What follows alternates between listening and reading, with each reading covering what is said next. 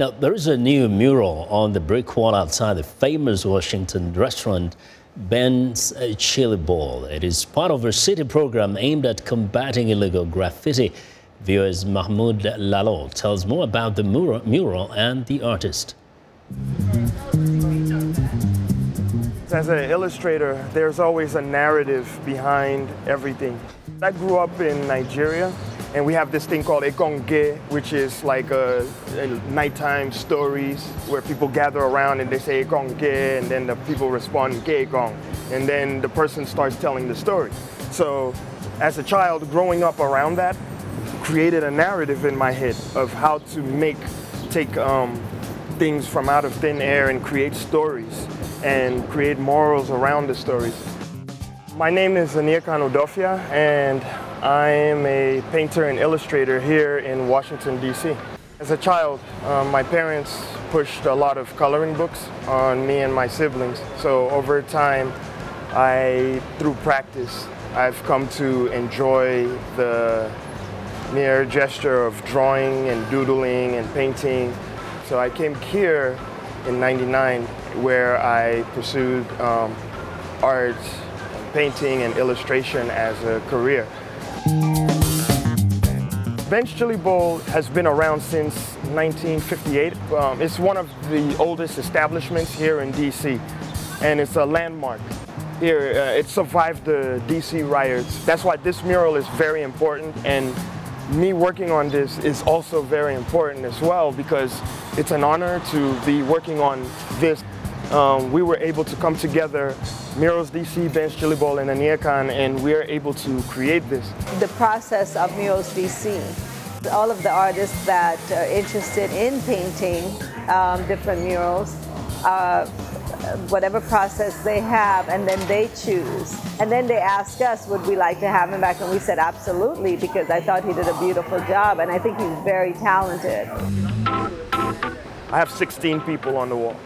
And the 16 people were based off of a contest that Ben's Chili Bowl held to determine who gets to go on the wall next.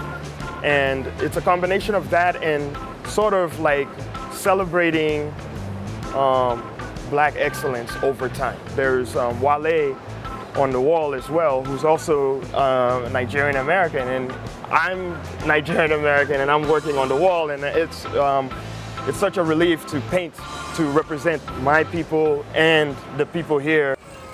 What really struck me most about the mural is the fact that we have the past and the present together. It's a cohesiveness there where you have the past with Harriet Tubman, and then you have the present with the artist Prince and Michelle and Barack Obama.